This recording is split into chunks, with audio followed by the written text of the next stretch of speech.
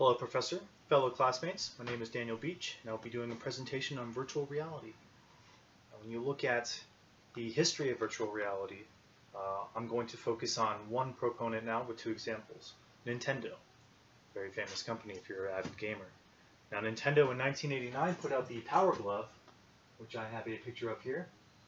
Unfortunately, due to actually being a physical rubber glove, it was very unwieldy. The movements were imprecise, and the controls were very difficult. With the advent that they actually didn't release any games upon its release, it inevitably flopped. Now in 1995, Nintendo again came out with the Virtual Boy, this time an actual headset that you would actually put an interface onto your face. But instead of attaching to your face, it's mounted. So many issues came through that. It also only came in the colors black and red. Not very immersive, if you ask me. It also induced headaches and nausea. As far as player base goes, that did not go very far as well. And I found an old commercial for it, which I found extremely humorous. We'll watch a little snippet of it. The third dimension, with its own brain, its own voice, its own legs. There's only one problem. It needs your eyes. Now, we won't go into the ramifications of why Nintendo made the Virtual Boy seem somewhat like a scary product. Maybe a cool factor for the kids, but if I was a parent, I would be a little hesitant on buying that. Some post-apocalyptic torture product there. Now, this failed attempt at a headset set a precedent throughout history where everyone thought we don't have the technology to actually make where you won't get nauseous, tilting your head in the headset. Now, Oculus Rift actually proves us wrong here. Oculus Rift, here's a little display of some of the information with them before I go into more detail. Now, the headset itself is actually remarkably comfortable. Not just to wear, but to deliver you VR experiences. You know, once you get past that whole box on your face thing. Thankfully, it feels lighter than it actually is, thanks to some savvy ergonomic design. Just don't make it too tight, or after more than about 15 minutes you might end up with VR face. Inside the Rift, what you end up looking at is really two custom displays running at a combined 2.5K resolution.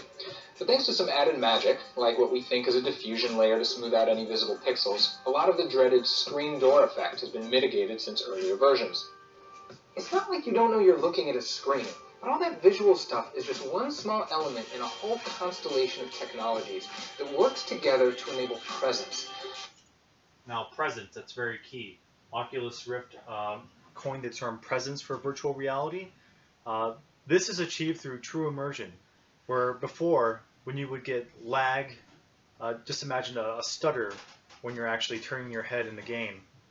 It breaks you from the immersion. You notice it. It's not seamless. Oculus Rift has solved that. You no longer are you nauseous because when you tilt your head and you might move this much, Oculus Rift achieves that exact same precise movement. So you're no longer moving this much or a smaller amount, so your brain doesn't think what's happening. You shouldn't feel nauseous. Now, that some of the more heightened experiences, like being underwater in a cage and a shark's attacking you, or mountain climbing, could induce other panic side effects. We'll let the user decide on that. Now, with the Oculus Rift technology, it's because of where we're at today. The advent of new technology has allowed this to actually happen. Now, when you actually think about, well, just because the technology's there, it's just going to be another gadget that won't succeed. Well, Mark Zuckerberg, the CEO of Facebook, disagrees. He actually bought the startup company Oculus Rift for $2 billion.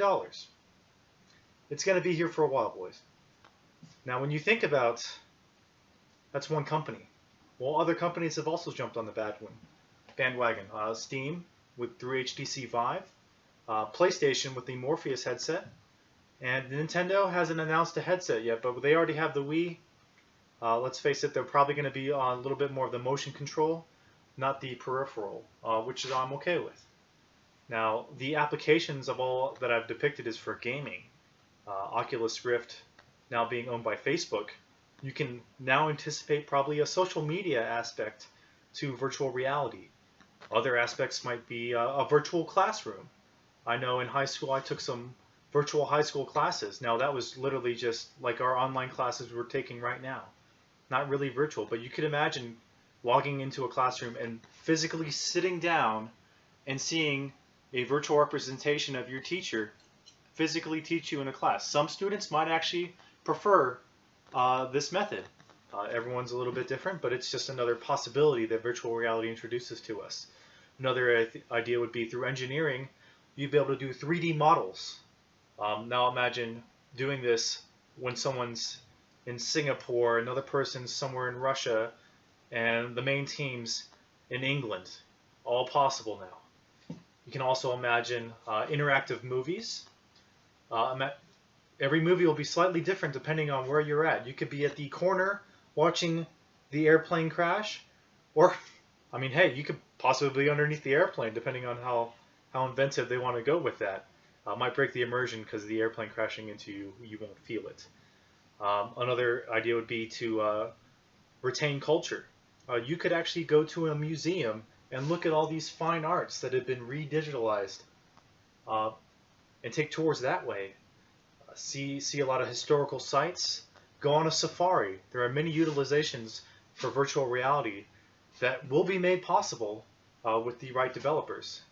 Now, taking this into account, virtual reality is still a new concept as of to most of the populace, even though it's been around well before the 1980s. The technology just wasn't there. So what I would pose to everyone today, take a time to actually explore what virtual reality could do for you. If pretty soon your local stores like GameStop or Best Buy should actually have the displays there, and you'll be able to try it on yourself. Now, before you let the kiddos try it on, there is kind of a high price tag for the high tech in here, but you know, sometimes it's just worth it.